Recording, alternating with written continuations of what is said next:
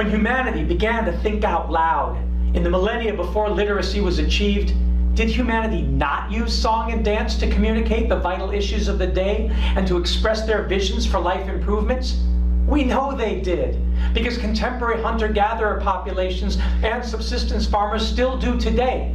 In fact, we owe the success of propaganda in film and television and radio, with its bombastic music and strong imagery, to a long and ancient historical tradition of using artistic and poetic content to, quote, invest language with emotion, as Wilson put it on page 162. Because, quote, language impelled by emotion creates motivation which drives civilization, end quote. In his chapter on metaphors, Wilson argues that, quote, the more advanced the civilization, the more elaborate its metaphors, end quote. And all nonverbal communication, particularly dance, is by necessity metaphorical, since the body and its limbs and expressions must stand in for and represent what is not seen. Pre-literate people were also painting, of course, and that skill could produce things that were both metaphorically rich and symbolic, as well as things that were quite literal. On the literal side, human beings began to think out loud with cave paintings that depicted figures pretty recognizable as themselves and their prey and predators.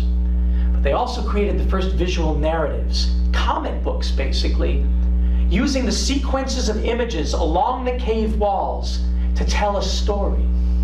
John Pfeiffer, in his book The Creative Explosion, put forth the theory that the famous cave paintings in Lascaux, France, and others, dating back to the early Cro-Magnon period, some 17,000 years ago, were not intended to be viewed as a stationary experience, but were laid out as part of a ritualized hero's journey, much in alignment with the ideas of mythologist Joseph Campbell, who suggested the same journey forms the archetypal basis for major motion pictures today.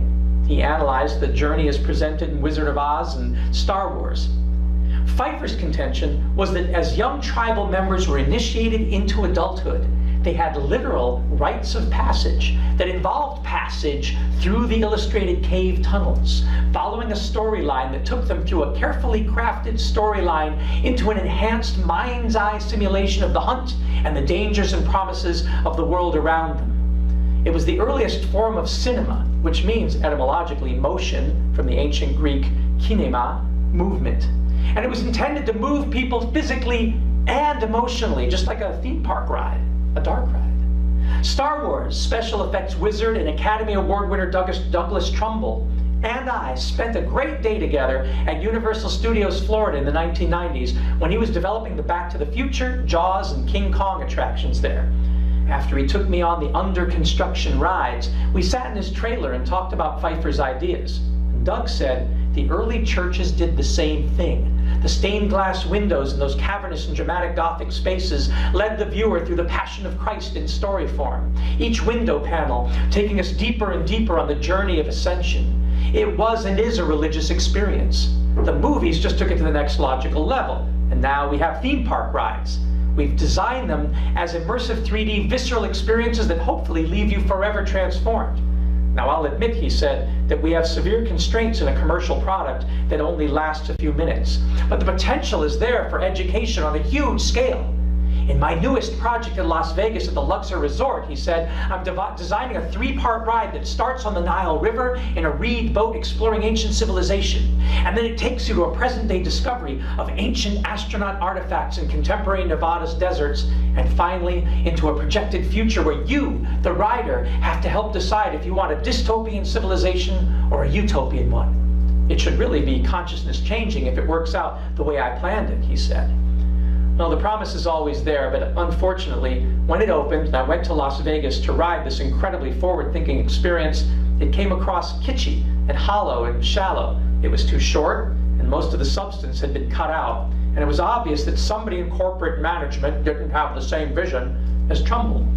The disconnect between short-term profit-oriented money men and artists has plagued project realization for centuries.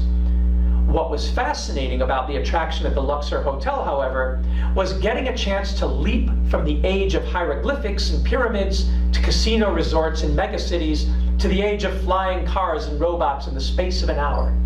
It enabled me to gain some interesting insights into what thinking out loud was all about when civilization began. I found myself meditating on the difference between pictograms and ideograms and hieroglyphics on the one hand, and cuneiform symbols in the development of the alphabet on the other.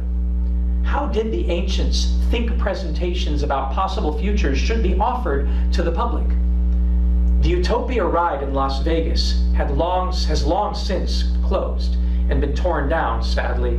To get another thought-provoking experiential feel for the journey of human communication, however, you can still head over to Epcot in Disney World and ride Spaceship Earth, a ride about the history of communications written by venerable science fiction author Ray Bradbury, with ideas from the inventor-philosopher R. Buckminster Fuller.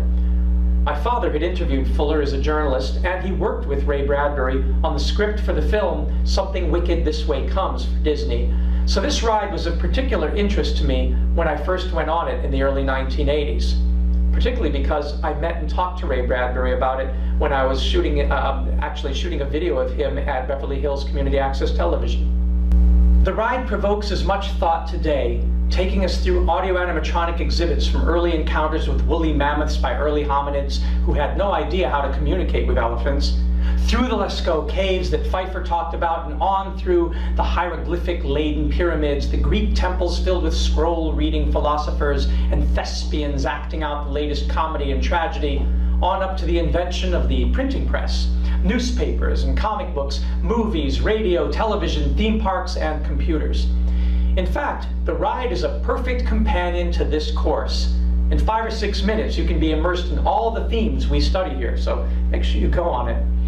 It's for you to decide here on Spaceship Earth in the 21st century, the real Spaceship Earth, which of the available forms for thinking out loud have only been enhanced through the centuries, which of the techniques and technologies you want to use to present your ideas and commentaries on the human condition in this class, and your commentaries on how to improve it.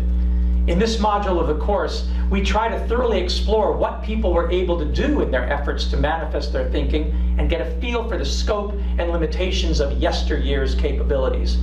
Perhaps, like with the work of economics and philosophy professor Don Ross from the University of Cape Town, South Africa, and his team that are seeking to uplift elephants through the use of public memory and experience-fixing technologies, and the work of speech pathologist Christina Hunger using computer speech synthesis to give dogs a voice, it's simply a matter of taking old structures and methods and enhancing them with new techniques and technologies. As postmodernists, we don't do either or anymore. It's all about both and. Think about that out loud.